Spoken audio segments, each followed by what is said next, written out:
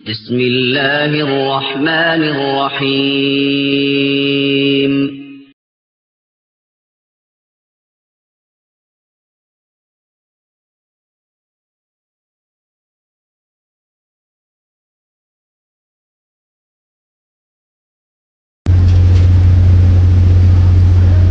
السلام عليكم ورحمة الله وبركاته. الحمد لله رب العالمين والصلاة والسلام على أشرف الأنبياء والمرسلين نبينا محمد وعلى آله وصحبه أجمعين ومن تبعهم بإحسان إلى يوم الدين. أما بعد فأعوذ بالله من الشيطان الرجيم. بسم الله الرحمن الرحيم.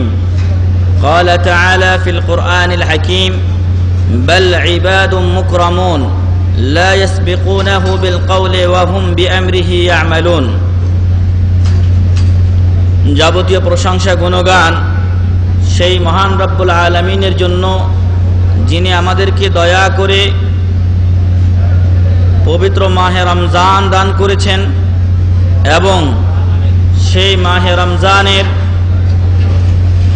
24টি রোজা আজকে আমরা পালন করতে চলেছি। যে মহান রব্বুল আলামিন আমাদেরকে মুসলমান করে এই পৃথিবীতে পাঠিয়েছেন, সেই মহান রব্বুল আলামিনের শুকরিয়া আদা করি আলহামদুলিল্লাহ। দরুদ ও শান্তির ধারা বর্ষিত হোক বিশ্বনবী মুহাম্মদুর রাসূলুল্লাহ সাল্লাল্লাহু আলাইহি ওয়াসাল্লামের উপরে।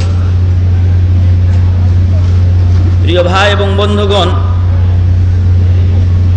আজ শুক্রবার, অত্যন্ত গুরুত্বপূর্ণ দিন।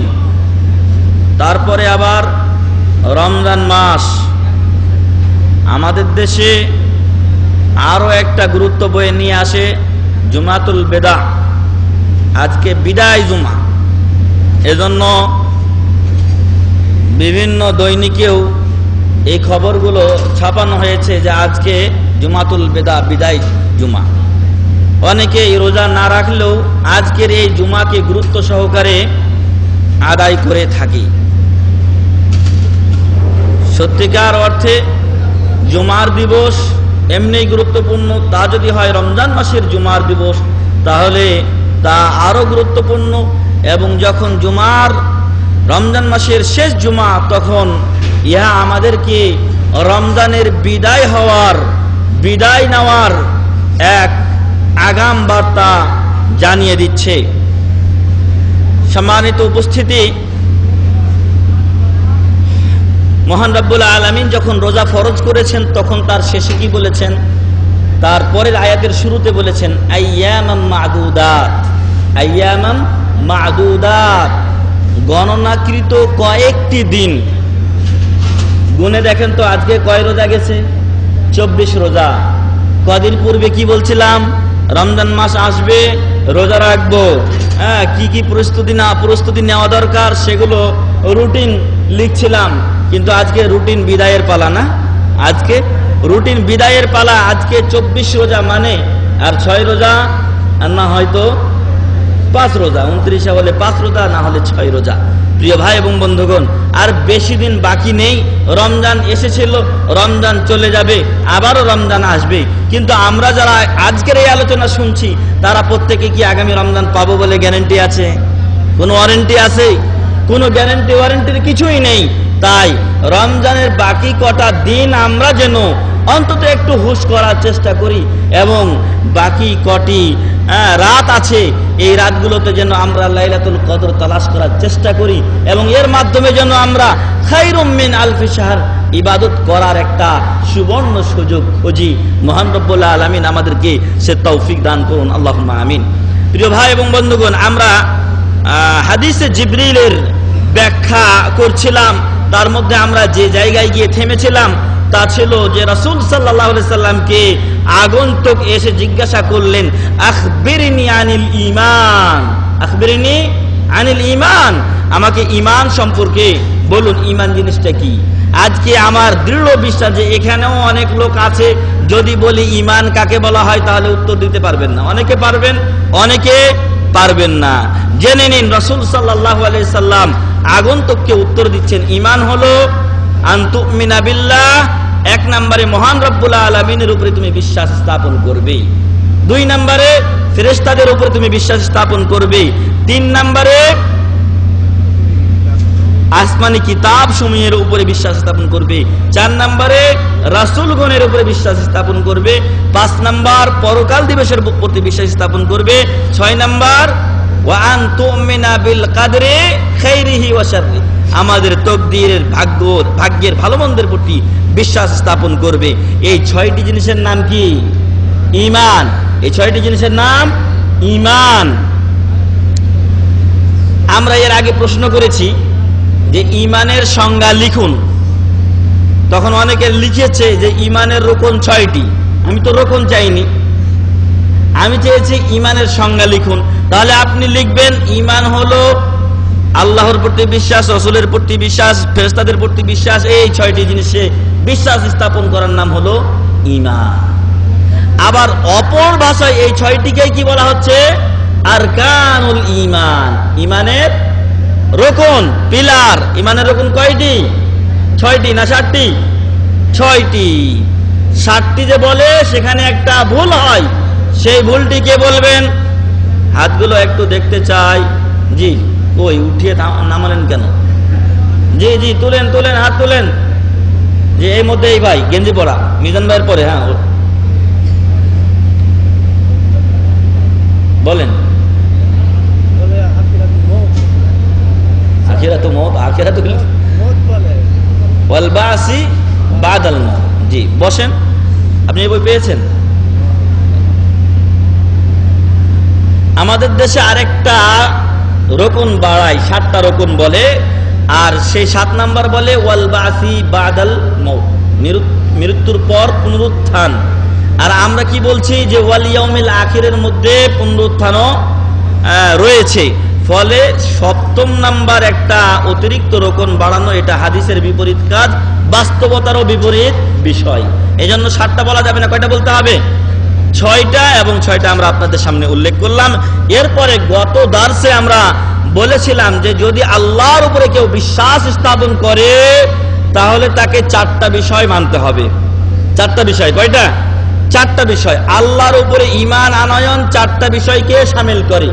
1 নাম্বার, আল্লাহর অস্তিত্বে বিশ্বাস স্থাপন করতে হবে, যে আল্লাহ আছেন, আল্লাহ আছেন, এটা বিশ্বাস করতে হবে। আল্লাহ কোরআনে বলেছেন যে পৃথিবীর অধিকাংশ মানুষেরাই কি করে? আল্লাহর অস্তিত্বে বিশ্বাস করে, যদিও কিছু লোক গোঁড়ামি বশত, অহংকার বশত,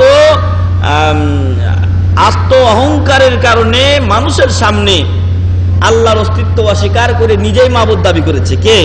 ফেরাউন, নমরুদ, এরকম লোকেরা নিজেই মাবুদ দাবি করেছে। কিন্তু আল্লাহ বলছেন ওয়াজাহাদু বিহা ওয়াস্তাইকানাতহা আনফুসুহুম, যদিও বাহ্যিকভাবে অহংকার বশত তারা এটাকে অস্বীকার করুক না কেন, কিন্তু ওদের অন্তরে আল্লাহর প্রতি ঈমান দৃঢ় ছিল, যে আল্লাহতে তারা বিশ্বাসী ছিল, আল্লাহর অস্তিত্বকে তারা বিশ্বাস করত, কিন্তু মানত না। বাহ্যিক বাহিরেও তারা তার বিপরীত প্রকাশ করত, যাতে নিজের শান শৌকত, ধন দৌলত এবং ওই যে গদি কুরসি ইত্যাদি এগুলো ঠিক থাকে। আজও একই অবস্থা হয়েছে বর্তমান বিশ্বে। যারা নিজেদেরকে বড় মুসলিম বলে পরিচয় দিচ্ছে এবং তসবিহ, ঘোমটা ইত্যাদি লাগিয়ে হজ মৌসুম, ওমরা মৌসুম ইত্যাদিতে তারা আসছে, কিন্তু বাস্তবত এগুলো তারা মানুষকে দেখাচ্ছে, এগুলো তারা মানুষকে দেখাচ্ছে, কিন্তু জায়গা মতো গিয়ে গদির লোভে তারা আল্লাহর বিধান কায়েম করে না। যেদিকেই যাবেন কাউকে আপনার ভালো বলার উপায় নেই। তবে এখন বলতে হয় মন্দের ভালো, মন্দের ভালো মানে সবই মন্দ, মন্দের মধ্যে যদি আপনাকে একটা নিতে হয় তো কি করবেন? যেটা কম মন্দ সেটাই আপনাকে বেছে নিতে হবে। এটা উসুলে ফিকহেরও নিয়ম, যে যদি এখন 5টা জিনিস আছে, একটা জিনিস আপনাকে মানে বাধ্য করতেই হচ্ছে বা নিতেই হচ্ছে, তাহলে কোনটা নিতে হবে? যেটা আখাফুদ দরার, সবচাইতে কম ক্ষতিকর আপনার জন্য, সেটা নিতে হবে। তো প্রিয় ভাই এবং বন্ধুগণ, 1 নম্বরে আল্লাহর অস্তিত্বে বিশ্বাস করতে হবে। 2 নাম্বার, তাওহীদে রুবুবিয়্যাতে বিশ্বাসী হতে হবে। তাওহীদে রুবুবিয়্যা হলো আল্লাহর কাজে আল্লাহকে এক বলে জানতে হবে, মানতে হবে। আল্লাহর কাজে আল্লাহকে এক বলে জানবেন আর মানবেন। আমরা জানি যে আল্লাহর কাজ দ্বিতীয় কেউ আঞ্জাম দিতে পারে না, কিন্তু মানার সময় আমাদের ব্যাঘাত ঘটে। মানার সময় কি হয়, গত দার্সে বলেছি যে সন্তান দেওয়ার মালিক মহান রব্বুল আলামিন। আপনার সন্তান হয় না, আপনি অনেক ওষুধ টষুধ খেলেন, এবার ভাবলেন, শুনলেন যে ওই বাবার দরবারে গেলে সন্তান হয়, এবার ওখানেই ছুট দিলেন বদর যে আপনার সন্তান লাগবেই লাগবে। আল্লাহ যদি আপনার ভাগ্যে সন্তান লিখে না রাখেন, তাহলে কোটি বাবাও আপনার সন্তান দেওয়ার ক্ষমতা রাখে না। এক বাবা কেন, কোটি বাবাও আপনাকে সন্তান দিতে পারবে। বৃষ্টি নাজিল করেন মহান রব্বুল আলামিন। এখন যদি আপনি পীরের মাজারে গিয়ে, পীরের দরবারে গিয়ে বলেন, বাবাজি আমাদের জন্য বৃষ্টির ব্যবস্থা করুন, পারবে না। কারণ এই বৃষ্টির মালিক মহান রব্বুল আলামিন, সৃষ্টিকর্তা মহান রব্বুল আলামিন। দুনিয়ায় যে বাতাস আপনি আমি শ্বাস নিঃশ্বাস প্রশ্বাস নিচ্ছি, এইগুলোর ব্যবস্থাকারী কে? মহান রব্বুল আলামিন। এটা দ্বিতীয় কেউ ব্যবস্থা করতে পারে না। এই জন্য আল্লাহর যেই কাজ, রিজেক্ট দেওয়া, কার কাজ? রিজেক্ট দেওয়া আল্লাহর কাজ। দ্বিতীয় কোন এমন কেউ নেই যে আমাদেরকে রিজেক্ট দিতে পারে। জীবন দেওয়া, মৃত্যু দেওয়া, এগুলো সবই আল্লাহর কাজ। আল্লাহর কাজে আল্লাহকে একক জানতে হবে, মানতে হবে। অতএব আল্লাহর কাজে কাউকে শরীক করা যাবে। আমাদের অসুখ হলে রোগ মুক্তি দিবেন কে? মহান রব্বুল আলামিন। কিন্তু আপনি আমি যদি রোগ মুক্তির জন্য তাবিজ কবজ লটকে দেই, এটা আমাকে রোগ মুক্তি দিবে? শিরক। কারণ এই তাবিজ কবজ লটকানো এটা আল্লাহর উপরে ভরসাকে উঠিয়ে দেয়। আর আল্লাহর উপরে একজন মুমিনকে ভরসা রাখা আবশ্যক, ফরজ। অবশ্যই ভরসা কার উপরে রাখবো? আল্লাহর উপরে রাখতে হবে। আর রাসূল সাল্লাল্লাহু আলাইহি সাল্লাম বলেছেন, মান তাআল্লাকা তামিমাতান ফাকাদ আশরাক, যে তাবিজ লটকালো সে কি করলো? শিরক করলো। আর একজন আলোচনায় বলছে যে কোরআনটা হলো শেফা, এমন কি কোরআনটাকেই তাবিজ বলা হয়েছে। কিভাবে? যে কোরআনে দুটি সূরা আছে, যে সূরা দুটির নামই হলো তাবিজের সূরা, নাউযুবিল্লাহ। আর সেই দুটি সূরা বলছে তারা যে সেই দুটি সূরা হলো সূরাতুল মুআউযিযাতাইন, সূরা নাস ও ফালাক। এই দুটিকে বলা হয়েছে আশ্রয় প্রার্থনাকারী। এই দুইটার মাধ্যমে আল্লাহর কাছে আশ্রয় চাইতে হবে। মুআউযিজ বা মুআউযিজা মানে তাবিজ নয়, তামিমাতুন মানে হচ্ছে তাবিজ। আর আউযু বিল্লাহি মিনাশ শাইতানির রাজিম বলি না, আউযু আর তাবিজ এগুলো একই শব্দ। তো আউযু মানে আমি আশ্রয় চাচ্ছি, অনুরূপ এই সূরা দুটির মাধ্যমে আমরা আল্লাহর কাছে কি করি? আশ্রয় প্রার্থনা করি। আউযু বিরাব্বিন নাস, মালিকিন নাস, ইলাহিন নাস, এগুলো সবই আল্লাহর সিফাত। আল্লাহর কাছে আমরা আশ্রয় চাই কি জিনিস থেকে? মিন শাররিল ওয়াসওয়াসিল খান্নাস আল্লাযী ইউওয়াসওয়িসু ফি সুদুরিন নাস মিনাল জিন্নাতি ওয়াল ইনস। আল্লাহর কাছে আশ্রয় চাওয়ার জন্য আল্লাহ দুটি সূরা নাযিল করেছেন। এই সূরাগুলোর মাধ্যমে আল্লাহ তাআলা আমাদেরকে শয়তানের ওয়াসওয়াসা থেকে, সে জিন শয়তান হোক আর মানব শয়তান হোক, তাদের থেকে ইনশাআল্লাহ আমাদের কি করবেন? রেহাই করবেন। এবং যাদের বদনজর আছে, যারা হিংসুক, ওই হিংসুকদের হিংসা থেকে আল্লাহ তাআলা আমাদেরকে হেফাজত করবেন। তবে এগুলো অনুযায়ী আমল করতে হবে।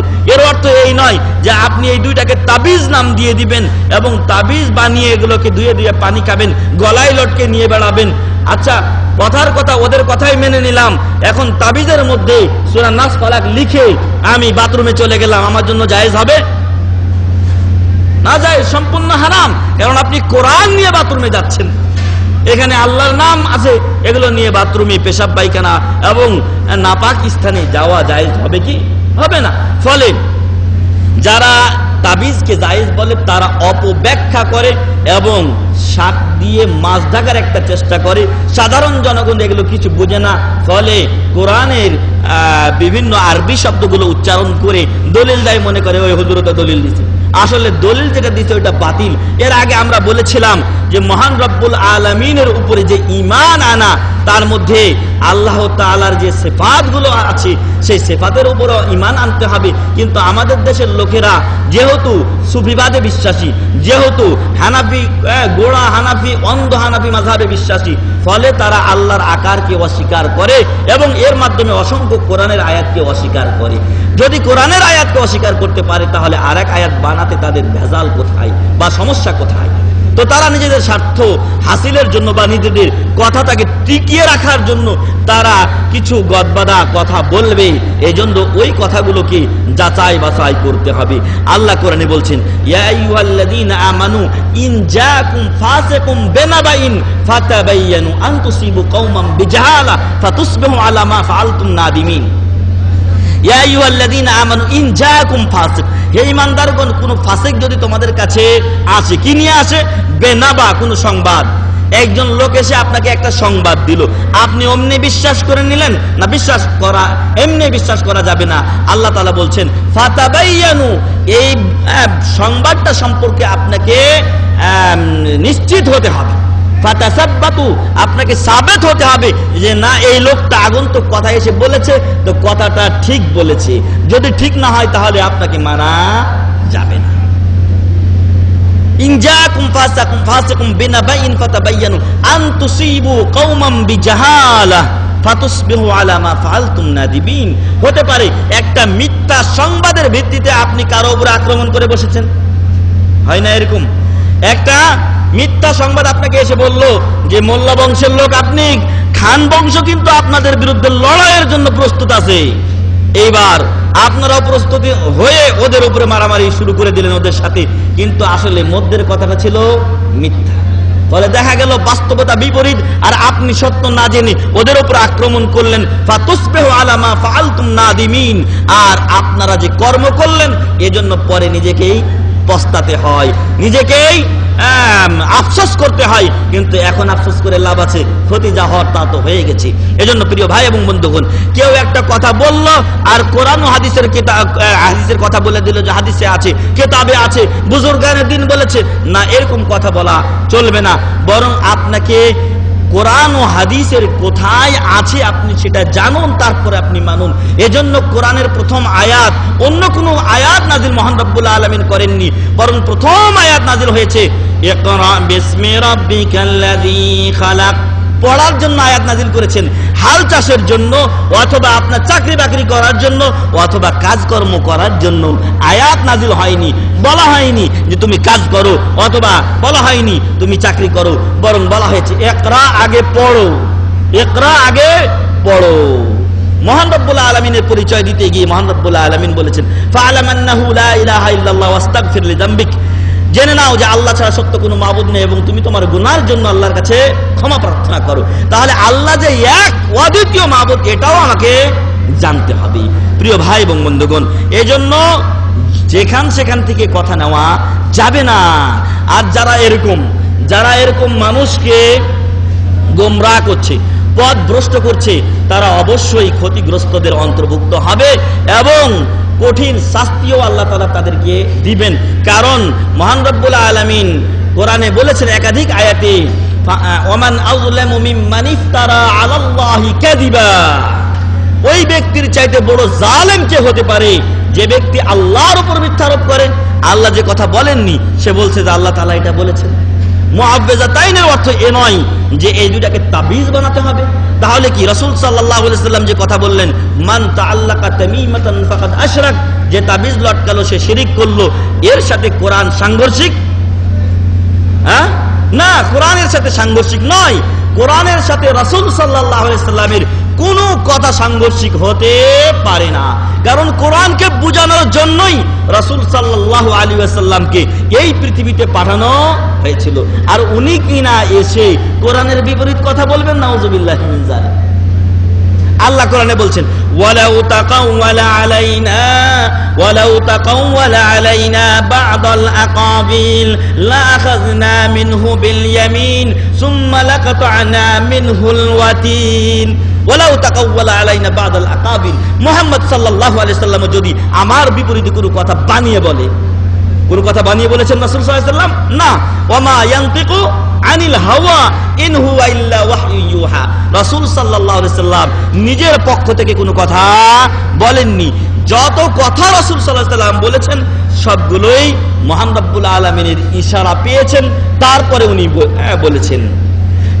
আল্লাহ তাআলা বললেন, ওয়ালাউ তাকাওয়ালা আলাইনা বা'দাল আকাবিল লাখাযনা মিনহু বিল ইয়ামিন, তাহলে আমি তার ডান হাত ধরে ফেলবো, সুম্মা লাকাতা'না মিনহুল ওয়াতিন, আর তার ওয়াতিন এই গর্ভাস্থিত যে রগ সেটাকে আমি কেটে ফেলবো, কর্তন করে ফেলবো। আল্লাহু আকবার। এত বড় কথা রাসূল সাল্লাল্লাহু আলাইহি ওয়াসাল্লামকে বলা হয়েছে। আর এই লোকেরা না কি করছে, নিজেদের প্রচলিত মাযহাবকে বা আমলকে মতবাদকে প্রতিষ্ঠিত করার জন্য কি করেছে, আল্লাহর উপরে মিথ্যা বলেছে, অপব্যাখ্যা করেছে। না, আল্লাহর কথার অপব্যাখ্যা করা যাবে না। আল্লাহর কথাকে রাসূলের নীতিতে, সাহাবায়ে কিরাম সালফে সালেহিনের নীতিতে বুঝতে হবে। যদি বুঝার ভুল হয়ে যায় তাহলে হিতে কি হবে, বিপরীত হয়ে যাবে। একই কথা একজন ভালো বুঝলেন, সঠিক বুঝলেন, আরেকজন বিপরীত বুঝে উল্টা রকম কাজ করে চললেন সারা জীবন। না, উল্টা বোঝা যাবে না প্রিয় ভাই এবং বন্ধুগণ। তাহলে মহান রব্বুল আলামিনের অস্তিত্বে বিশ্বাস স্থাপন করতে হবে। আল্লাহর কাজের 2 নাম্বার বলছিলাম যে আল্লাহর রুবুবিয়্যাতে বিশ্বাস স্থাপন করতে হবে। আল্লাহর কাজে অন্য কেউ শরীক নেই, করা যাবে না। কেউ যদি করে তাহলে অবশ্যই সে মুশরিক। কেউ যদি করে, যদি বিশ্বাস করে যে আল্লাহ ছাড়া অন্য কেউ রিজিক দিতে পারে, তাহলে অবশ্যই সে মুশরিক। এখন বর্তমান সমাজে সরাসরি এই কথাটা অনেকেই বলে না, তবে রিজিক দিতে পারবো না, খাবার দিতে পারবো না, এই ভয়ে অনেকে সন্তান নেয় না। এই ভয়ে অনেকে সন্তান নেয় না। কি ভাই, আমরা কি রিজিকের মালিক? আমরা রিজিকের মালিক না? রিজিকের ফয়সালা হয় মহান রব্বুল আলামিনের কাছে। যখন কোন সন্তান তার মায়ের পেটে থাকে এবং 120 দিন অর্থাৎ 4 মাস তার বয়স হয়, তখনই তার রিজিক লিখে দেওয়া হয়। কেন আমি তার রিজিকের চিন্তা করব? এমনও হতে পারে ওই সন্তান আমার রিজিক বৃদ্ধির কারণ হয়ে যেতে পারে। আল্লাহু আকবার। খেয়াল করে দেখুন তো, যে অনেক সন্তান যারা পিছনে এসেছে, যারা পরবর্তীত হয়েছে, বাবা মার 5 নাম্বার 7 নাম্বার সন্তান। আমাদের সমাজে তো ছিল যে সুখী সংসারে 2টি সন্তানই যথেষ্ট। এখন একটা হলে ভালো হয় বা একটাই যথেষ্ট মনে করছে। কিন্তু অনেক সংসার আছে যেগুলোতে দেখা যাবে যে বড় ভাই, মেজো ভাই বা উপরের 2টি সন্তান 3টি সন্তান কোনো কাজের না, কিন্তু পরের 3-4টা যে আছে এরা আল্লাহর রহমতে শিক্ষিত হয়েছে এবং বাকি উপরের 3-4টাকে টেনে নেওয়ার জন্য আল্লাহ এদেরকে যথেষ্ট করেছেন। সুবহানাল্লাহ। আমার নিজের কথা বলি, আমার দাদা একটা মজলিসে গেলেন। এক মজলিসে গ্রামে একজন লোক এসেছে, ওই হাত দেখে দেখে বিভিন্ন কথা বলছে এবং টাকা পয়সা নিচ্ছে। তো দাদার কাছে কিছু যখন চাইলো, দাদা তাকে কিছুই দিলেন না। তখন সে বলল যে তোমার 7টা মেয়ে হবে, তোমার 7টা মেয়ে হবে। দাদা এবার বললেন যে 7টা কেন, 10টা মেয়ে হলে তোর ভেজাল কি? মেয়ে দিবেন মহান রব্বুল আলামিন দিবেন, আল্লাহর দাওয়াতে সন্তুষ্ট থাকতে হবে। দাদা ওকে পয়সাও দিলেন না, চলে আসলেন ওখান থেকে। এরপর দেখা গেল যে আমার প্রথম 3টি হচ্ছে ফুফু, 1, 2, 3। তারপরে ওই তখন থেকে আল্লাহর উপরে তাওয়াক্কুল করার কারণেও হতে পারে আল্লাহ এটা হয়তো পরীক্ষা করেছেন। আলামিন ওই দিন থেকে মেয়ের দরজা বন্ধ করে দিলেন। এবার ছেলে শুরু করলেন এবং 7টা সন্তান, ছেলে সন্তান হলো। আল্লাহ। আরো একটা বলি যে প্রথম যে 4টা সন্তান এরা বেশি শিক্ষিত হতে পারেনি, এমনকি আমার আব্বাও শিক্ষিত না, স্বাভাবিক একজন সাধারণ লোক। কিন্তু পরের যে 3জন তাদের মধ্যে 2জন হয়েছেন মাদানী। আল্লাহু আকবার। হিসাব করে দেখেন তো, এই মাদানীরা পরবর্তীতে পিতামাতার জন্য হজ করছেন, পিতামাতার জন্য উমরা করছেন, মক্কা মদিনা যাচ্ছেন, দোয়া করছেন। তো আর আরেকটা যেটা আছে, পরের 3জনের একজন হয়েছেন প্রফেসর, ইংলিশ প্রফেসর। তো যে কথা আমি বলছিলাম যে সন্তানের রিজিকের মালিক মহান রব্বুল আলামিন। আগের সন্তানগুলো কোন রকম দিন চলে, কিন্তু পরবর্তী যে সন্তানগুলো আসলে ওদের রিজিকের দরজা আল্লাহ বাড়িয়ে দিয়েছেন। ওই পরের সন্তানগুলো আগের সন্তানগুলোকে কি করে? সহযোগিতা করে। পরের সন্তান আগের সন্তানকে সহযোগিতা করে। বড় ভাই তারা দুর্বল, অর্থনৈতিক ভাবে, তাদেরকে বিভিন্ন মৌসুমে অথবা যখনই পারেন তারা সহযোগিতা করেন। তো বলবো যে রিজিকের ফয়সালা হয় মহান রব্বুল আলামিনের কাছে। মায়ের পেটে যখন আমরা থাকি, 4 মাস আমাদের বয়স হয়, তখনই আমাদের রিজিক লিখে দেওয়া হয়। আপনি আপনার খাবারই আমাকে খাওয়াতে হবে এমনটি নয়, বরং আমার কারণে, আপনার সন্তানের কারণে আপনার রিজিকে আল্লাহ বরকত দিতে পারে। প্রিয় ভাই এবং বন্ধুগণ, অনেক সন্তান আছে বাবা মার কাছ থেকে হারিয়ে যায়। এই সন্তান কি খাবার খেতে পায় না? এই সন্তান না খেয়ে থাকে, বরং দেখা গেছে বাবা মা যা খায় না ওই সন্তান তার চাইতে ভালো খাবার খায়, তাহলে এই সন্তানের রিজিকের দায়িত্ব কার? যিনি রাজ্জাক, যিনি স্রষ্টা খালেক, উনি রিজিক দিয়েই সৃষ্টি করেছেন। না খেয়ে পৃথিবীতে কেউ মরে যায় না। আর যদি মরে তাহলে অতদিন তার পৃথিবীতে কি ছিল? হায়াত ছিল, এরপরে তার আর এই দুনিয়াতে হায়াত ছিল না। প্রিয় ভাই এবং বন্ধুগণ, এই কাজগুলো আল্লাহর, অতএব আল্লাহর কাজে কাউকে শরীক করা যাবে না। সহযোগিতার মালিককে মহান রব্বুল আলামিন। আপনার সার্বিক কাজে যখন আপনি বিপদে পড়বেন আল্লাহর কাছে ফরিয়াদ করবেন, আল্লাহর কাছে সহযোগিতা চাইবেন। যদি এমন কোনো কাজ যা আল্লাহ ছাড়া অন্য কেউ দিতে পারে না, ওই কাজে যদি আল্লাহ ছাড়া অন্যের সহযোগিতা চান তাহলে কি হবে? শিরক হবে। আপনারা আমরা নামাজে পড়ছি ইয়্যাকা না'বুদু ওয়া ইয়্যাকা নাস্তাঈন, মহান রব্বুল আলামিন আমরা কেবলমাত্র আপনারই ইবাদত করি, আপনারই। এখানে মাফউলকে মুকদ্দম করা হয়েছে, কা যেটা এটা হচ্ছে মাফউল, আসলে হওয়া দরকার ছিল কিরকম? না'বুদু ইয়্যাকা, না'বুদু ইয়্যাকা, যারা বুঝেন তারা খেয়াল করবেন, না'বুদু ইয়্যাকা হওয়া দরকার ছিল, আমরা ইবাদত করি ইয়্যাকা আপনার, কিন্তু মাফউলকে আগে নিয়ে আসা হয়েছে।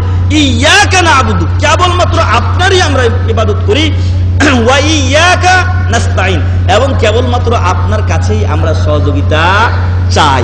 আচ্ছা, নামাজে এই কথাগুলো বললাম, এরপরে যদি নামাজ থেকে বের হয়ে যেই মসজিদের পাশে বা মসজিদের ভিতরে মাজার আছে ওইখানে দাঁড়িয়ে, বাবা আমার সন্তান নাই, আমার একটা সন্তান দেন, আপনার নামাজের যেই চাওয়া সেই চাওয়া কি ঠিক থাকলো? না আপনি শিরিক করলেন মহান রব্বুল আলামিনের সাথে? অবশ্যই আপনি আল্লাহ মহান রব্বুল আলামিনের সাথে শিরিক করলেন, কারণ আপনি নামাজে বলে আসলেন ইয়্যাকা না'বুদু ওয়া ইয়্যাকা নাস্তাঈন, আর আপনি ডবল শিরিক করলেন একসাথে। কারণ দোয়া ইবাদত, এটা তাওহীদুল উলুহিয়্যার অন্তর্ভুক্ত, সেটা আমি পরে বলবো ইনশাআল্লাহ। তো দোয়া করা ইবাদত, আপনি দোয়া করছেন কার কাছে? আল্লাহর কাছে না করে মাজারের কাছে করছেন আপনি। অথচ এই মৃত ব্যক্তি আপনার দিকে চেয়ে আছে যে কোনো পথিক আসুক এই জায়গা দিয়ে আর আমার জন্য দোয়া করুক, আসসালামু আলাইকুম আহলাদ দিয়ারি মিনাল মুমিনিনা ওয়াল মুসলিমিন ওয়া ইন্না ইনশাআল্লাহু বিকুম লালাহিকুন নাসআলুল্লাহ লানা ওয়া লাকুমুল আফিয়া। এই মৃত কবরস্থ ব্যক্তি প্রতীক্ষায় আছে আমার জন্য কেউ দোয়া করুক। কবরে যাবেন আপনি দুটি উদ্দেশ্যে। কয়টি উদ্দেশ্যে? প্রথম দিকে ইসলামের প্রাথমিক জীবনে কবর জিয়ারত করাই নিষিদ্ধ ছিল। কেন? একটাই কারণ, সেই কারণটা ছিল যে এরা নতুন মুসলমান, কিছুদিন পূর্বেও এরা কি ছিল? মূর্তি পূজক ছিল। হতে পারে যে কবরে গিয়ে কবর পূজা এরা শুরু করে দিবে, এজন্য আল্লাহ রাসূল সাল্লাল্লাহু আলাইহি ওয়াসাল্লাম প্রথম দিকে কি করেছেন?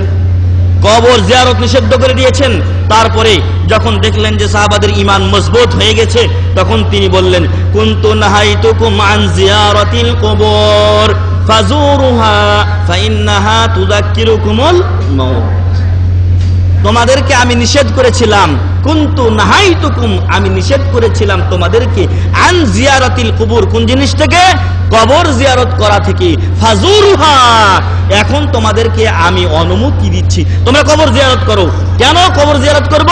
ফাইন্নাহা তুযাক্কিরুকুমুল মাউত, কারণ কবর জিয়ারত তোমাদেরকে পরকালকে স্মরণ করিয়ে দিবে। কবর জিয়ারত পরকালকে স্মরণ করাবে। যখন কবরে যাবেন স্মরণ করতে হবে এ কবরে একদিন আমাকেও আসতে হবে, এটা একটা স্মরণ হবে। 2 নাম্বার একটা কারণ কবর জিয়ারতের, যে কবরস্থ ব্যক্তির জন্য আমরা কি করব? দোয়া করব। কার কাছে দোয়া করব? আল্লাহর কাছে দোয়া করব, আল্লাহ যেন তাকে সুখে শান্তিতে রাখেন, তার ভুল ত্রুটির কারণে শাস্তি হয়ে থাকে আল্লাহ যেন মাফ করে দেন তাকে। এই দোয়াগুলো আমরা তাদের জন্য করব। কিন্তু না প্রিয় ভাই এবং বন্ধুগণ, রাসূল সাল্লাল্লাহু আলাইহি সাল্লাম যেই ভয় করেছিলেন যে কবরের পূজা শুরু করে দিবে উম্মাত, সেই কবরের পূজা কিন্তু এখন বর্তমানে শুরু হয়ে গেছে। রাসূল সাল্লাল্লাহু আলাইহি ওয়াসাল্লাম দোয়া করেছেন মহান রব্বুল আলামিনের কাছে, আল্লাহুম্মা লা তাজআল কবরি ওয়াসানান ইউবাদ, হে আল্লাহ আমার কবরকে তুমি ওয়াসান, এমন মূর্তির মতো তৈরি করে দিও না যার ইবাদত করা হয়। রাসূল সাল্লাল্লাহু আলাইহি ওয়াসাল্লামের দোয়া আল্লাহ কবুল করেছেন। আলহামদুলিল্লাহ, রসুলের কবর ওই রকম মাজার, যেই মাজার আমাদের দেশে আছে ওই মাজারে পরিণত হয়েছে কি? না, পরিণত হয়নি প্রিয় ভাই এবং বন্ধুগণ। কিন্তু আমাদের দেশের লোকেরা আল্লাহ রসুল সাল্লাল্লাহু আলাইহি ওয়াসাল্লামের যে ভয় ছিল, সেই ভয়কে বাস্তবায়ন করে দিয়েছে। আল্লাহ রসুল সাল্লাল্লাহু আলাইহি ওয়াসাল্লামের দুই স্ত্রী উম্মে হাবিবা এবং উম্মে সালামা রাদিয়াল্লাহু আনহুমা, তারা হাবশাতে যখন সফর করেছিলেন তখন সেখানে দেখেছিলেন যে তারা বিভিন্ন গির্জা দেখেছিলেন। তো রসুল সাল্লাল্লাহু আলাইহি ওয়াসাল্লামকে যখন তারা সংবাদ দিলেন তখন তিনি বলেছিলেন, লানাতুল্লাহি আলাল ইয়াহুদি ওয়ান নাসারা, লানাতুল্লাহি আলাল ইয়াহুদি ওয়ান নাসারা, আল্লাহ তাআলার অভিশাপ, লানত, রহমত থেকে বিতাড়িত হয়ে যাওয়া বর্ষিত হোক তাদের উপরে, আলাল ইয়াহুদি ওয়ান নাসারা, ইহুদি এবং খ্রিস্টানদের উপরে। কেন? ইত্তাখাযু কুবুর আমবিয়াইহিম মাসাজিদা, তারা তাদের নবীদের কবরকে মসজিদ হিসেবে গ্রহণ করেছে। মসজিদ মানে সেজদার স্থান। মসজিদ মানে এই মসজিদের অর্থ এটাই নয় যে আপনাকে ঘর বানিয়ে মসজিদের মতো মিনার দিয়ে মেহরাব দিয়ে মসজিদ বানাতে হবে, এটার অর্থ মসজিদ না। বরং যে জায়গায় সেজদা করা হয় ওই জায়গাটাতে কি বলা হয়? মসজিদ বলা হয়। যে জায়গায় সাজদা করা হয়, নামাজ পড়া হয়, সেই জায়গাটাই মসজিদ। রাসূল সাল্লাল্লাহু আলাইহি ওয়াসাল্লাম বলেছেন যে আমাকে বেশ কয়েকটি নিয়ামত দেওয়া হয়েছে যা আগের উম্মত নবীদেরকে দেওয়া হয়নি। তার মধ্যে একটা হচ্ছে জুইলাত লিয়াল আরদু মসজিদান ওয়া তাহুরা, আমার জন্য, আমার উম্মতের জন্য মাটিকে পবিত্রকারী করা হয়েছে এবং মসজিদ করা হয়েছে। অর্থাৎ যেখানে আপনার নামাজের টাইম হবে মসজিদে যাওয়া আপনার শর্ত নয়, যদি আপনার পক্ষে সম্ভব না হয়। কাছে মসজিদ থাকলে আপনি যাবেন, আর যদি মসজিদ আপনার দূরে থাকে তাহলে আপনি কি করবেন? যেখানে আছেন সেখানেই নামাজ পড়বেন। পানি নাই, তায়াম্মুম করে নামাজ পড়বেন। কিন্তু এই সুযোগগুলো আগের উম্মতদেরকে দেওয়া হয়নি প্রিয় ভাই এবং বন্ধুগণ। এখন আল্লাহ রসুল সাল্লাল্লাহু আলাইহি ওয়াসাল্লাম তাদেরকে লানত করলেন। কেন? ইত্তাখাযু কুবুর আমবিয়াইহিম মাসাজিদা, তারা তাদের নবীদের কবরগুলিকে মসজিদ হিসাবে, সেজদার স্থান হিসাবে, ইবাদতের স্থান হিসাবে গ্রহণ করেছে। আজকে আমাদের সমাজে এটা নাই। তাহলে কি ইহুদি ও খ্রিস্টানদেরকে শুধু রাসূল সাল্লাল্লাহু আলাইহি ওয়াসাল্লামের লানত হবে, আল্লাহর লানত হবে না? যারা বর্তমান সমাজে এই কাজ করছে তাদেরও হবে, অবশ্যই তাদেরও এই লানত হবে। তাই প্রিয় ভাই এবং বন্ধুগণ, যদি আপনি নিজের স্বজাতিকে, এলাকার লোককে ভালোবেসে থাকেন তাহলে অন্তত তাদেরকে বুঝানোর মাধ্যমে, একটা লিফলেট, একটা বই তাদের কাছে পৌঁছে দেওয়ার মাধ্যমে আপনি অন্তত তাদেরকে এই শিরক থেকে, এই লানত থেকে, অভিশাপ থেকে বাঁচানোর জন্য সর্বাত্মক চেষ্টা করুন। আল্লাহ যেন আমাদের সকলকে সে তৌফিক দান করেন, আল্লাহুম্মা আমিন। বলছিলাম যে রিজেকের মালিক মহান রব্বুল আলামিন, অতএব সন্তান নেবেন না এমনটি হয় যেন করিয়েন না, কারণ সন্তান দেওয়ার মালিকও আল্লাহ, রিজেক দেওয়ার মালিকও মহান রব্বুল আলামিন। নিজে রাজ্জাক হয়ে যায় না, রিজেক দাতা হতে যাবেন না। তবে অবশ্যই মহান রব্বুল আলামিন রিজেকের জন্য অন্বেষণ করতে বলেছেন। আল্লাহ সূরা জুমার শেষে কি বলেছেন? যে ফাইদা কুদিয়াতিস সালাতু ফান্তাশিরু ফিল আরদ ওয়াবতাগু মিন ফাদলিল্লাহ। নামাজের যখন আজান হবে নামাজে আসুন, নামাজ যখন শেষ হয়ে যাবে ফান্তাশিরু ফিল আরদ, জমিনে ছড়িয়ে পড়ুন। ওয়াবতাগু মিন ফাদলিল্লাহ, মহান রব্বুল আলামিনের যে অনুগ্রহ, দয়া, নিয়ামত আছে পৃথিবীতে, অসংখ্য নিয়ামত, সেই নিয়ামতে আপনি ব্যস্ত হয়ে যান। আবার পরে রক্তের আজান হবে, মসজিদে এসে নামাজ পড়বেন, মুসাল্লাতে গিয়ে নামাজ পড়বেন, আবার নামাজ শেষ হবে, আপনি আপনার কাজে লেগে যান। প্রিয় ভাই এবং বন্ধুগণ, তাহলে আল্লাহর কাজে কাউকে শরীক করা যাবে না। যেগুলো আল্লাহর কাজ সেগুলো অন্য কেউ করতেও পারবে না। 3 নাম্বার বিষয়, আল্লাহর উপরে বিশ্বাস স্থাপন, তাওহীদুল উলুহিয়া। বলেছিলাম যে বান্দা যত ইবাদত করে এ সকল ইবাদত কার জন্য করতে হবে? একমাত্র আল্লাহর জন্য করতে হবে। ওটা ছিল আল্লাহর কাজে আল্লাহকে একক বলে জানা ও মানা। আর তাওহীদুল উলুহিয়া 3 নাম্বার বিষয়, আল্লাহর উপরে বিশ্বাস স্থাপন করতে হলে 3 নাম্বার যে বিষয়টা করতে হবে, আমাদের যাবতীয় ইবাদত কার জন্য করব? আল্লাহর জন্য। দলিল কি? আল্লাহ কোরআনে বলছেন, قل إن صلاتي ونسكي ومحياي ومماتي لله رب العالمين لا شريك له وبذلك أمرت وأنا أول المسلمين। কুল মুহাম্মদ সাল্লাল্লাহু আলাইহি ওয়াসাল্লাম আপনি বলে দিন, ইন্না সলাতি আমার নামাজ, ওয়া নুসুকি আমার কুরবানি, ওয়া মাহইয়ায়া এবং আমার জীবন, ওয়া মামাতি এবং আমার মৃত্যু, লিল্লাহি রাব্বিল আলামিন কার জন্য? মহান রব্বুল আলামিনের জন্য। লা শারীকা লা, আল্লাহর অনেক শরীক আছে নাকি? লা শারীকা লা, আল্লাহর কোনো শরীক অংশীদার নেই, প্রয়োজন নেই। শরীক মানুষ তখনই করে যখন নিজে কোনো কাজ করতে পারে না। কোম্পানি কখন হয়? যখন একাই আপনি টাকা সার্ভিস দিতে পারছেন না। 2 কোটি টাকা দরকার বা 1 কোটি টাকা দরকার আপনার একটা কোম্পানি খোলার জন্য, আপনার কাছে আছে 50 লক্ষ টাকা, আরো 50 লক্ষ টাকা দরকার, তাই না? এখন আপনি কি ভাবলেন, একাই যখন করতে পারছি না তখন আরো 2টা পার্টনার নেই, শরীক নেই, তখন 2টা বা 1টা নিয়ে আপনি নিজেকে কমপ্লিট করলেন। কিন্তু মহান রব্বুল আলামিনের এরকম কোন শরীকের প্রয়োজন নেই। কুল হুয়াল্লাহু আহাদ, আল্লাহ এক ও অদ্বিতীয় এবং আল্লাহর অন্য কারো কোনো সহযোগিতার প্রয়োজন হয় না। প্রিয় ভাই এবং বন্ধুগণ, তো মহান রব্বুল আলামিনের জন্য করতে হবে লা শারীকা লাহ। মহান রব্বুল আলামিনের কোনো শরীক নেই, পার্টনার নেই, সহযোগী নেই। ওয়া বিযালিকা উমিরত, এবং এটাই আমাকে আদেশ করা হয়েছে। ওয়া আনা আউয়ালুল মুসলিমিন, এবং আমি প্রথম যারা মুসলমান তাদের অন্তর্ভুক্ত। প্রিয় ভাই এবং বন্ধুগণ, আমাদের যাবতীয় এই কাজগুলো তো বলা হলো, এর সাথে সাথে আরো যত ইবাদত বলে যে জিনিস আছে, যা নেকির উদ্দেশ্যে করা হয়, আল্লাহর সন্তুষ্টি কল্পে করা হয়, সেই কাজগুলো আল্লাহ ছাড়া অন্য কারোর জন্য করা যায়। নজর মানত করা বলেছিলাম ইবাদত, অতএব এটা কোনো মাজারের নামে, পীরের নামে, দরবারের নামে, বাবাজির নামে, কারো নামে করা যাবে না। এটা লিল্লাহ করতে হবে, আল্লাহর জন্য করতে হবে। আপনি একটা নজর পাচ্ছেন যে মহান রব্বুল আলামিন যদি আমাকে এই জিনিসটা দেন বা আমার এটা হয়, যদি শর্ত আপনি দিয়ে থাকেন, তাহলে বলবেন এরকম যে আমার যদি এরকম হয় তাহলে আল্লাহর রাস্তায় আমি 10 জন মিসকিনকে খাবার খাওয়াবো, অথবা একটা খাসি জবাই করবো, আল্লাহর রাস্তায় ফিসাবিল্লাহ মিসকিনদেরকে বিতরণ করে দেব, অথবা এরকম আমি মাদ্রাসায় এত কিছু দিয়ে দিব বা মসজিদে কিছু দিব। এটা এইভাবে আপনি করবেন, কিন্তু কার জন্য? আল্লাহর জন্য, কোনো মাজারের জন্য দেওয়া যাবে না। প্রিয় ভাই এবং বন্ধুগণ, এ ছিল তাওহীদুল উলুহিয়্যাহ। তারপরে তাওয়াক্কুল করা বলছিলাম, ভরসা করা। এই ভরসা করা ইবাদত, অতএব আল্লাহর উপরেই একজন মুসলিম ভরসা করবে, মানুষের উপরে নয়। যদি মানুষের উপরে করে তাহলে সুম্মা শব্দ ব্যবহার করবে, যে আল্লাহর উপরে ভরসা করি, অতঃপর আপনারা তো আছেন, আল্লাহর উপরে 1 নাম্বার ভরসা, তারপরে মানুষের উপরে দুনিয়াবি স্বাভাবিক যে বিষয়গুলো আছে এতটুকু ভরসা করবে। কিন্তু মেন ভরসা কার উপরে হবে? মহান রব্বুল আলামিনের উপরে হতে হবে। এমনই দোয়া করা ইবাদত, চাওয়া, প্রার্থনা করা, এই দোয়া করা আল্লাহ ছাড়া অন্য কারোর জন্য জায়েজ নয়, কারো কাছে চাওয়া যাবে না। অথচ আমাদের সমাজে এগুলো অহরহ রয়েছে, এই কাজগুলো থেকে আমাদেরকে দূরে থাকতে হবে। 4 নাম্বার বিষয় হচ্ছে তাওহীদুল আসমা ওয়াস সিফাত। মহান রব্বুল আলামিনের অনেক সুন্দর সুন্দর নাম ও গুণাবলী রয়েছে, সেগুলোকে জানতে হবে, মানতে হবে এবং সে অনুযায়ী আমল করতে হবে। রাসূল সাল্লাল্লাহু আলাইহি সাল্লাম বলেছেন, ইন্না লিল্লাহি 99 ইসমান মান হাফিজাহা দাখালাল জান্নাহ। যে ব্যক্তি, আল্লাহ তাআলার কয়টি নাম আছে? 99টি নাম রয়েছে। যে ব্যক্তি এগুলো হেফাজত করবে, যেগুলো মুখস্থ করবে, সে ব্যক্তি জান্নাতে যাবে। সুবহানাল্লাহি ওয়া বিহামদিহি। তবে হাফিজাহার অর্থ হলো এগুলোকে হেফজ করতে হবে, তারপরে এগুলো অর্থ জানতে হবে, অর্থ জেনে এ অনুযায়ী আমল করতে হবে। কিভাবে আপনি আমল করবেন? আমরা জানি আল্লাহর নাম, একটু আগে বলছিলাম রাজ্জাক। আপনার রিজিকের সমস্যা, আপনার কিসের সমস্যা? রিজিকের সমস্যা।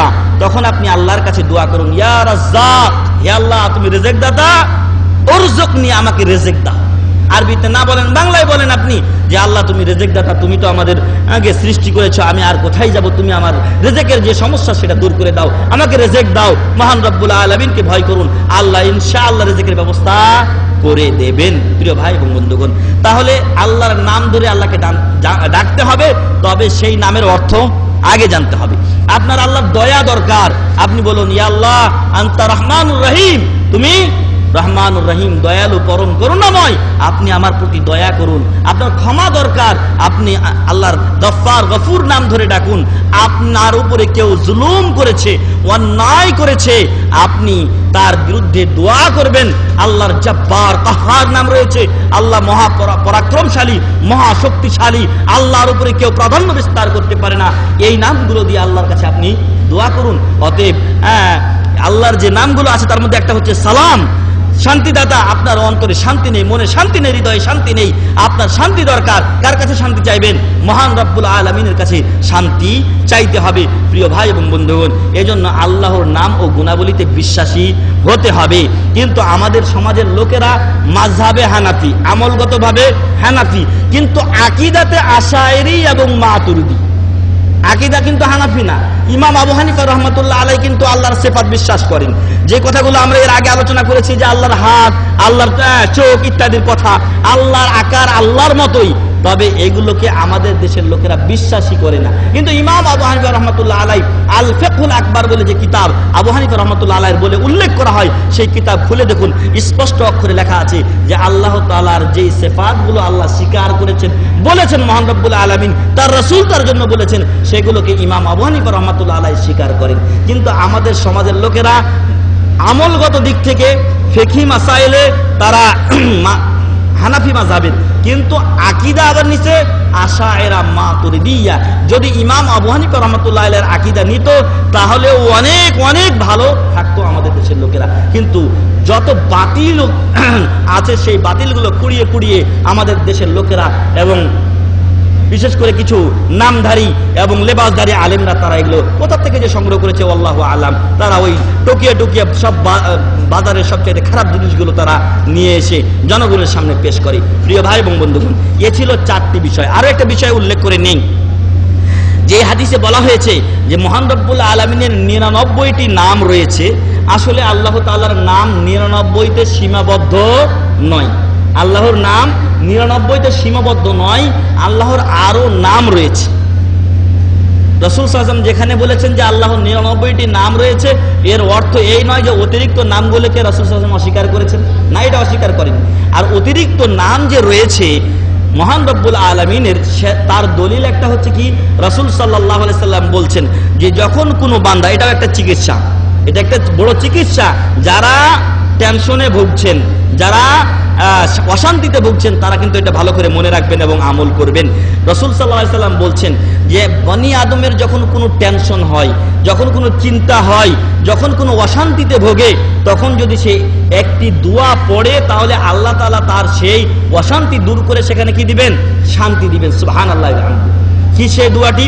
রাসূল সাল্লাল্লাহু আলাইহি ওয়াসাল্লাম বলছেন, আল্লাহুম্মা ইন্নী আবদুক ওয়া ইবনু আবদিক ওয়া ইবনু আমাতিক নাসিয়াতি বিয়াদিক মাদিন ফিয়া হুকমুক আদলুন ফিয়া কাদাউক আল্লাহুম্মা ইন্নী আসআলুকা বিকুল্লি ইসমিন হুয়া লাক সাম্মাইতা বিহি নাফসাক আও আনজালতাহু ফি কিতাবিক আও আল্লামতাহু আহাদান মিন খালকিক আও ইস্তা'থারতা বিহি ফি ইলমিল গায়বি ইনদাক আন তাজআলাল কুরআনাল আযীমা রাবি'a কলবি ওয়া নূরা সাদরি ওয়া জালাআ হুজনি অথবা আহজানি, বহুবচন যদি ব্যবহার করেন। তো এখানে বলা হচ্ছে যে আল্লাহুম্মা, হে আল্লাহ, ইন্নী আবদুক, আমি আপনার বান্দা, আপনার দাস, ওয়া ইবনু আবদিক, আপনার দাসের বান্দা। আমার বাবা, আপনার বাবা কি? আল্লাহর দাস। ওয়া ইবনু আবদিক ওয়া ইবনু আমাতিক, এবং আপনার দাসীর, অর্থাৎ আমাদের মা যারা, তারাও আল্লাহর বান্দি, তাই না? তো আল্লাহর বান্দির সন্তান, অর্থাৎ আমাদের পিতামাতাকে আল্লাহর দাস দাসী বলে আমরা উল্লেখ করলাম। তো ওয়া ইবনু আবদিক ওয়া ইবনু আমাতিক নাসিয়াতি বিয়াদিক, আমার নাসিয়া বলা হয় এই মাথার অগ্রভাগের যে চুল, এটাকে নাসিয়া বলা হয়। নাসিয়াতি বিয়াদিক, আমার যাবতীয় ক্ষমতা আপনার হাতে, মানে আল্লাহ যদি ধরেন তাহলে আর কোনো চলার উপায় নেই। তো নাসিয়াতি বিয়াদিক মাদিন ফিয়া হুকমুক, আর আপনার বিধান আমার মাঝে প্রচলিত আছে। আমাদের শরীরে যে অঙ্গ প্রত্যঙ্গগুলো চলাচল করছে, এগুলো কার হুকুমে চলছে? আল্লাহর হুকুমে চলছে। মাদিন ফিয়া হুকমুক আদলুন ফিয়া কাদাউক, আর আমার ব্যাপারে আপনার যে সিদ্ধান্ত, যে ফয়সালা, কোন সময় আমাদের ভালো হয়, কোন সময় মন্দ হয়, এটা কার সিদ্ধান্ত, কার ফয়সালা? আল্লাহর। এবং এই ফয়সালাটা হচ্ছে আদল, ইনসাফ ভিত্তিক। অনেক লোক আছে যে আল্লাহর ব্যাপারে মানে বেয়াদবিমূলক কথা বলে, আকীদা বিধ্বংসী কথা অনেক সময় বলে। আল্লাহ কি দেখে না? নাউযুবিল্লাহ মিন যালিক, বলে না এমন কথা? আল্লাহর কি আর কোনো কিছু পাইল না? আমার একটা সন্তান এটাকেই নিয়ে গেল, এরকম কথা বলা যাবে না। এগুলো আকীদা বিধ্বংসী কথা। এখানে রাসূল সাল্লাল্লাহু আলাইহি ওয়াসাল্লাম আমাদেরকে শিক্ষা দিচ্ছেন আদলুন ফিয়া কাদাউ, আমার ব্যাপারে কোনো যদি আল্লাহর ফয়সালা হয় সেই ফয়সালাটা হচ্ছে ইনসাফ ভিত্তিক ফয়সালা। এমনও হতে পারে যে যেটা আল্লাহ তাআলা আমার কাছ থেকে নিয়ে নিচ্ছেন বা যে বিপদ দিচ্ছেন এটা আমার জন্য পরীক্ষা হতে পারে। আল্লাহ দেখতে চান যে আমি সেই পরীক্ষায় পাস করি কিনা। আদলুন ফিয়া কাদাউ আল্লাহুম্মা, এরপর দোয়া শুরু হচ্ছে। এতগুলো সব প্রশংসা হলো মহান রব্বুল আলামিন। তারপর দোয়া হচ্ছে কি, আল্লাহুম্মা, হে আল্লাহ, ইন্নী আসআলুকা, আমি আপনার কাছে চাই, বিকুল্লি ইসমিন হুয়া লাক, ওই সকল নামের মাধ্যমে যেগুলো আপনার, হুয়া লাক সাম্মাইতা বিহি নাফসাক, যেই নামগুলো দিয়ে আপনি নিজেকে নামকরণ করেছেন। আল্লাহ যে রহমানুর রহিম, আল্লাহ যে খালেক, আল্লাহ যে বারি, আল্লাহ যে সালাম, এগুলো কে আমাদেরকে জানিয়েছেন? আল্লাহ জানিয়েছেন, রাসূল জানিয়েছেন। আল্লাহ তাআলা কোরআনে বলছেন হুয়াল্লাহুল খালিকুল বারিউল মুসাব্বিরু লাহুল আসমাউল হুসনা। তার আগের আয়াতে আছে আল্লাহুল্লাযী লা ইলাহা ইল্লা হু আলিমুল গায়বি ওয়াশ শাহাদাতি হুয়ার রহমানুর রহিম। আল্লাহুল্লাযী লা ইলাহা ইল্লা হু আল মালিকুল কুদ্দুসুস সালামুল মুমিনুল মুহাইমিনুল আজিজুল জব্বারুল মুতাকাব্বির সুবহানাল্লাহি আম্মা ইউশরিকুন। তারপরে হুয়াল্লাহুল খালিক। এই নামগুলো মহান রব্বুল আলামিন আমাদেরকে সংবাদ দিয়েছেন। তাই আমাদের দোয়াতে আমরা বলছি সাম্মাইতা বিহি নাফসাক, যেই নামগুলোর দ্বারা আপনি নিজেকে নামকরণ করেছেন। আও আনজালতাহু ফি কিতাবিক, অথবা আপনার কিতাবে আল কোরআনে আপনি নাযিল করেছেন। আও আল্লামতাহু আহাদাম মিন খালকিক, অথবা আপনার কোন বান্দা অর্থাৎ নবী মুহাম্মদুর রাসূলুল্লাহ সাল্লাল্লাহু আলাইহি ওয়াসাল্লামকে আপনি শিক্ষা দিয়েছেন। অথবা আও ইস্তাসারতা বিহি ফি ইলমিল গায়বি ইনদাক, অথবা ওই সকল নাম দিয়ে আমি আপনার কাছে চাই যেই নামগুলো আপনি আপনার কাছে ইলমে গায়বে রেখে দিয়েছেন, যেগুলো কাউকে জানানো হয়নি, কোরআনে নাযিল করা হয়নি। অতএব সেই নামগুলো কার কাছে আছে? আল্লাহর কাছে আছে। এর অর্থ এই যে কিছু নাম আল্লাহর কাছে আছে যেগুলো আমাদেরকে জানানো হয়নি। রাসূল সাল্লাল্লাহু আলাইহি সাল্লামকে যেগুলো জানানো হয়েছে সেই 99টির সংবাদ উনি আমাদেরকে দিয়েছেন। তো এরপরে কি দোয়া? সেই দোয়াটি হচ্ছে আনতাজআলাল কুরআনাল আযীমা রাবিয়া কলবি, হে আল্লাহ, কোরআনকে আপনি আমার অন্তরের বসন্ত করে দিন। বসন্তকালে কি হয়? গাছের কি হয়? মুকুল আসে, তো গাছ আনন্দে থাকে, ওইরকম কোরআনকে আমার অন্তরের আনন্দের কারণ বানিয়ে দিন। আনতা জালাল কুরআনাল আযীমা রাবিয়া কলবি ওয়া নূরা সাদরি, আমার অন্তরের, আমার বক্ষের আলো বানিয়ে দিন। ওয়া জালা আহজানি, এবং আমার যে চিন্তা, টেনশন, এগুলো দূর করার কারণ করে দিন আল কোরআনকে। রমজান মাস কোরআনের মাস, জানি না কে কতটুকু কোরআন পড়েছেন। এখন শেষ মুহূর্ত, কয়েকটা দিন বাকি আছে। যদি কেউ কোরআন না পড়ে থাকেন তাহলে কোরআন পড়ুন, কোরআন পড়ুন। কোরআন আপনার হৃদয়ের সব সমস্যার সমাধান করে দিবেন ইনশাআল্লাহ। কোরআন, এই কোরআনকে বলা হয়েছে শিফা, মুমিনদের জন্য এটা শিফা, আরোগ্য দানকারী। আপনি যদি কোরআনের দান না ধারেন, কোরআন যদি পড়তে না জানেন, কোরআন কি করে আপনাকে শিফা দিবে প্রিয় ভাই এবং বন্ধুগণ? তো এই জন্য যারা কোরআন পড়তে জানেন না, আর মাত্র 5 দিন বা 6 দিন আছে। আমাদের এখানে আসরের পরে কোরআন পড়ানো হয়। এরপরে আমাদের ইসলামিক সেন্টার সাম্বা ব্যাংকের সাথে, মোবাইল অফিসের সাথে আমাদের 7 তলা বিল্ডিং এর যে অফিস আছে, এখানে প্রত্যেক শুক্রবার আসরের পরে কোরআন শিক্ষা দেওয়া হয়। যদি 5 জন বা 10 জন ভাই আলাদাভাবে একসাথে আসতে পারেন, তাহলে তাদেরকে আরো বেশি দিন কোরআন পড়ার জন্য আমরা ইনশাআল্লাহ প্রস্তুত আছি। মহান রব্বুল আলামিনের যে রিসালা পত্র আপনার কাছে দেওয়া হয়েছে সেটা শিক্ষা করুন, এবং এখানে মহান রব্বুল আলামিন কি বলেছেন তা আপনি জানুন এবং মানুন। প্রিয় ভাই এবং বন্ধুগণ, কোরআনের ব্যাপারে এই দোয়াগুলো করা হলো। তারপরে বলা হলো ওয়া জালা আহজানি, এবং কোরআনকে আমার জন্য করে দিন সকল চিন্তা মুক্ত হওয়ার কারণ, মাধ্যম। আল্লাহু আকবার। রাসূল সাল্লাল্লাহু আলাইহি সাল্লাম বলছেন যে আল্লাহ তাআলা তার ওই হুজনের জায়গায় ফারাহ, খুশি দান করবেন, চিন্তার জায়গায়, টেনশনের জায়গায়, অশান্তির জায়গায় শান্তি এবং স্বস্তি দান করবেন। তাই আসুন আমরা এই দোয়াটি মুখস্থ করি। কোনো ভাইয়ের যদি দরকার হয় পরবর্তীতে ইসলামিক সেন্টারে যোগাযোগ করবেন। দোয়াটির বাংলা উচ্চারণ সহ অনুবাদ সহ আপনাদেরকে দেওয়ার জন্য আমরা প্রস্তুত আছি। এই গেল 4টি বিষয় যে আল্লাহর উপরে বিশ্বাস স্থাপন করলে এই 4টা বিষয়কে মানতে হবে। যদি কেউ না মানে, লা ইলাহা ইল্লাল্লাহ পড়েও তার কোনো লাভ হবে না। তারপরে আমরা 2 নম্বর বিষয়, ফেরেশতাদের প্রতি বিশ্বাস স্থাপন করা, তাই না? ঈমানের দ্বিতীয় রকম ফেরেশতাদের প্রতি বিশ্বাস স্থাপন করা। যদি ফেরেশতাদের প্রতি বিশ্বাস স্থাপন করতে হয় তাহলে কয়েকটি বিষয়ের উপরে আমাদেরকে ঈমান আনতে হবে বা কয়েকটি বিষয়কে বিশ্বাস করতে হবে। সেগুলো হলো যে ফেরেশতা বা মালাইকা বলে একটা জগৎ আছে এ বিশ্বাস করতে হবে। ফেরেশতা জগৎ, মালাইকা জগৎ আছেন এটা বিশ্বাস করতে হবে, ওদের অস্তিত্ব বিশ্বাস করতে হবে। তারপরে যে সকল ফেরেশতার আমরা নাম জানি তাদের নাম অনুযায়ী আমাদেরকে কি করতে হবে? নাম অনুসারে ঈমান রাখতে হবে। যেরকম জিবরিল আলাইহিস সালাম, তিনি ওহীর দায়িত্বশীল ছিলেন, তাই না? জিবরিলের নাম জানি, মিকাইলের নাম জানি, ইসরাফিলের নাম জানি, মালাকুল মাউতের নাম জানি, কেরামান কাতিবিন, মুনকার নাকির, যে নামগুলো জানি সেই নামগুলো নাম অনুযায়ী আমাদেরকে বিশ্বাস করতে হবে। আর যাদের নাম জানি না, এজমালি ভাবে, আম ভাবে ঈমান রাখতে হবে। আল্লাহ তাআলা যত ফেরেশতা সৃষ্টি করেছেন আমরা তাদেরকে বিশ্বাস করি এবং এই ফেরেশতা জগৎ আছে এটা আমরা জানি। রাসূল সাল্লাল্লাহু আলাইহি ওয়াসাল্লাম তিনি যখন মেরাজে গিয়েছিলেন তখন বাইতুল মামুরে একবার নামাজ পড়তে ঢুকে কত হাজার ফেরেশতা? 70,000 ফেরেশতা, যারা একবার ঢুকে কিয়ামত পর্যন্ত ওই ফেরেশতারা আর সুযোগ পাবেন না। আল্লাহু আকবার। ওয়া মা ইয়ালামু জুনুদা রাব্বিকা ইল্লাহু, আল্লাহর সেনাবাহিনীর সংখ্যা আল্লাহ ছাড়া কেউ জানে না। অতএব ফেরেশতাদের সংখ্যা যে কত আল্লাহই জানে, কিন্তু যাদের আমরা নাম জানি তাদের নাম অনুযায়ী আমাদেরকে বিশ্বাস করতে হবে যে এই এই নাম অমুক অমুক ফেরেশতার। আর যাদের নাম জানি না তাদের উপরে এজমালি ভাবে বিশ্বাস স্থাপন করতে হবে। 3 নাম্বার, ফেরেশতাগণের যে গুণসমূহ আমরা জানি তা বিশ্বাস করা। ফেরেশতাদের যে গুণগুলো আমরা জানি সেগুলো বিশ্বাস করতে হবে। যেমন রাসূল সাল্লাল্লাহু আলাইহি ওয়াসাল্লাম জিবরিলকে তার স্বীয় আকারে, জিবরিলের নিজ আকারে দেখেছেন কয়বার? 2 বার। এবং এই জিবরিল আলাইহিস সালামের কত পর বা পাখা ছিল? লাহু সিত্তু মিয়াতু জানাহ, তার 600 পাখা ছিল। এবং জিবরিল আলাইহিস সালামের এই রূপ, এই আকৃতি কাদ সাদ্দাল উফুক, গগনকে ঢেকে নিয়েছিল। যতদূর পর্যন্ত তার নজর যাচ্ছে দেখছেন যে জিবরিলের আকারে কি আছে? ঢাকা আছে। আল্লাহু আকবার। ওই কুফারে কুরাইশ এবং এর আগের যারা শয়তান প্রকৃতির ইবলিসের দলের সদস্য, তারা বলে যে আল্লাহ তাআলা কেন একজন ফেরেশতাকে রাসূল করে পাঠালেন না? মানুষ, উনি তো আমাদের মতোই মানুষ, এই মানুষকে ফেরেশতা রাসূল করে পাঠানোর দরকার কি? যদি রাসূল করার দরকার হতো তাহলে একটা ফেরেশতা আল্লাহ তাআলা পাঠাতেন।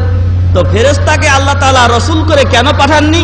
তার অন্যতম একটা কারণ যে ফেরেশতাকে দেখার পর রাসূল সাল্লাল্লাহু আলাইহি সাল্লাম নিজে ঠিক থাকতে পারেননি। মানুষ ঠিক থাকবে? একটা যদি হিংস্র জন্তু এখন দেখেন যে বাঘ আসতেছে, সবই আমরা যারা আছি কেমনে পালাবো আর কেমনে বাঁচবো সেই চেষ্টা করব, তাই না?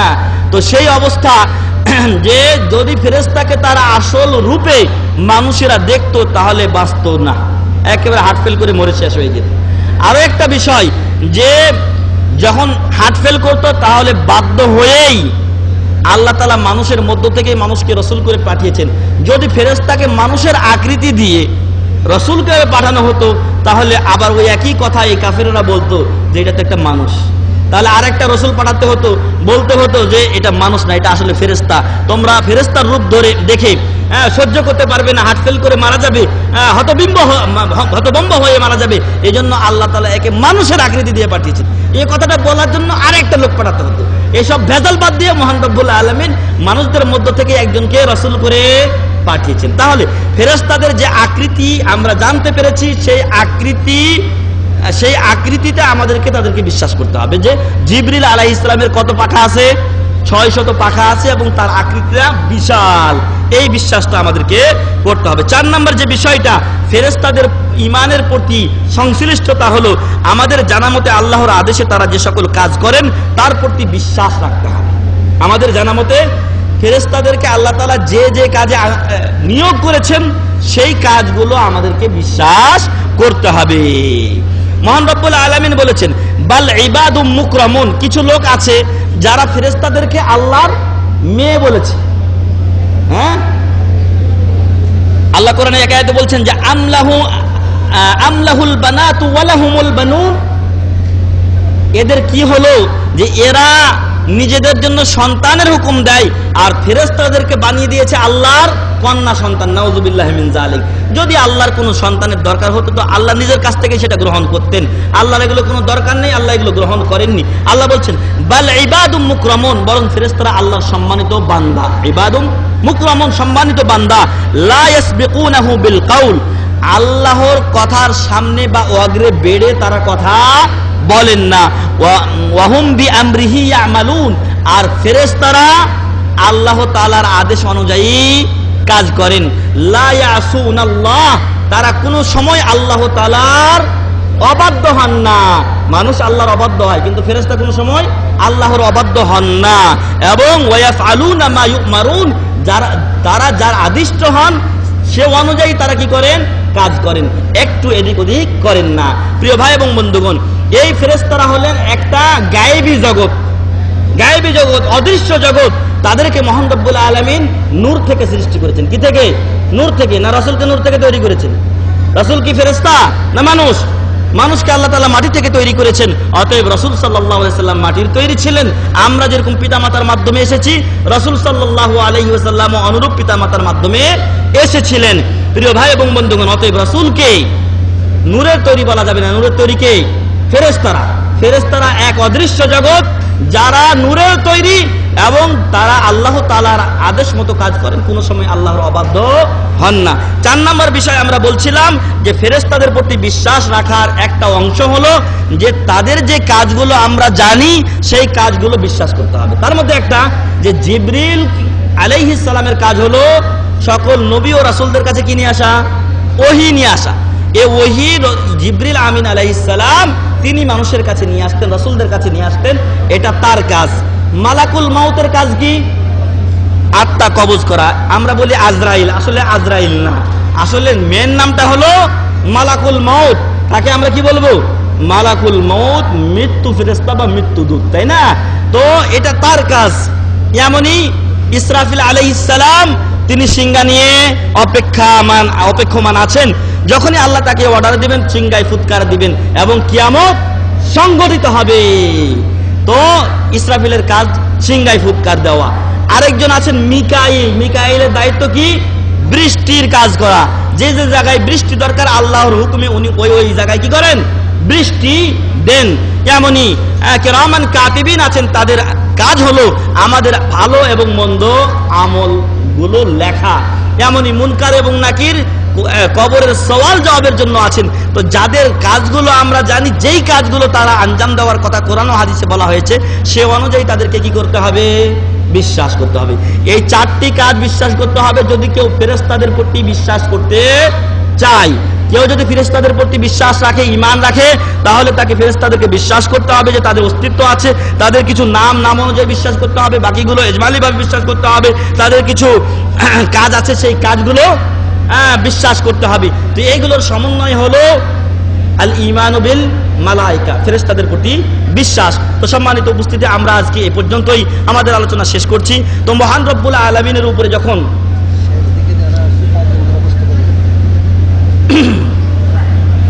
যারা শেষ দিকে আসছেন তারা 5 জন করে বসুন। এক সুপ্রাতে বা এক প্লেটে আপনারা 5 জন করে বসুন। যারা শেষ দিকে আসছেন এক প্লেটে বা এক সুপ্রাতে আপনারা 5 জন করে বসবেন। জি প্রিয় ভাই এবং বন্ধুগণ, বলছিলাম যে 1 নম্বরে আমরা বললাম আল্লাহর উপরে ঈমান আনলে কি কি বিষয় করতে আমাদেরকে বিশ্বাস করতে হবে, কোন জিনিস থেকে দূরে থাকতে হবে সেগুলো আমরা বলেছি।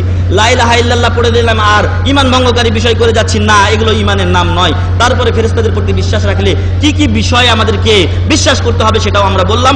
আল্লাহ তাআলা যেন আমাদেরকে আল্লাহ ও ফেরেশতাদের প্রতি এবং অন্য বিষয়গুলোর উপরে সম্পূর্ণ বিশ্বাস রাখার এবং সে অনুযায়ী আমল করার তৌফিক দান করেন। আল্লাহুম্মা আমিন। আল্লাহ আমাদের রোজাগুলো কবুল করুন। আল্লাহুম্মা আমিন। আরো শেষ মুহূর্তে বলছি যে রমজানের শেষ দশক এবং শেষ মুহূর্তে আমরা অবস্থান করছি, তাই শেষ দিনগুলোকে এবং রাতগুলোকে যেন আমরা কাজে লাগাই। হতে পারে যে বাকি আর যে কয়েকটা রাত আছে, আজকে 25-এর রাত, তাই না? হতে পারে আজকে লাইলাতুল কদর, আবার হতে পারে পরে বা চলেও গেছে, আল্লাহ ভালো জানেন। তো সামনে হওয়ার সম্ভাবনা রয়েছে, সম্ভাবনা উড়িয়ে দেওয়া যায় না। এজন্য আমরা যেন বাকি রাতগুলো লাইলাতুল কদর পাওয়ার জন্য জাগি এবং আল্লাহ তাআলার কাছে কান্না করে, ক্রন্দন করে দোয়া করে আমাদের নামগুলো জাহান্নাম থেকে কাটিয়ে নেওয়ার চেষ্টা করি। আল্লাহ যেন আমাদেরকে জাহান্নামী না করে জান্নাতুল ফেরদাউস নসিব করেন। আল্লাহুম্মা আমিন। ওয়া আখিরু দাওয়ানা আনিল হামদুলিল্লাহি রাব্বিল আলামিন। জি, হয়তো 1-2 মিনিট সময় আছে, তার মধ্যে আমরা বলতে চাই যে আজকে কয়েকটা বিষয় আমরা আলোচনা করলাম। তার মধ্যে একটা প্রশ্ন হলো যে আল্লাহর নাম কি 99-তে সীমাবদ্ধ কি না? জি আসেন, সামনে আসেন, আপনি সামনে আসেন, তাড়াতাড়ি আসেন।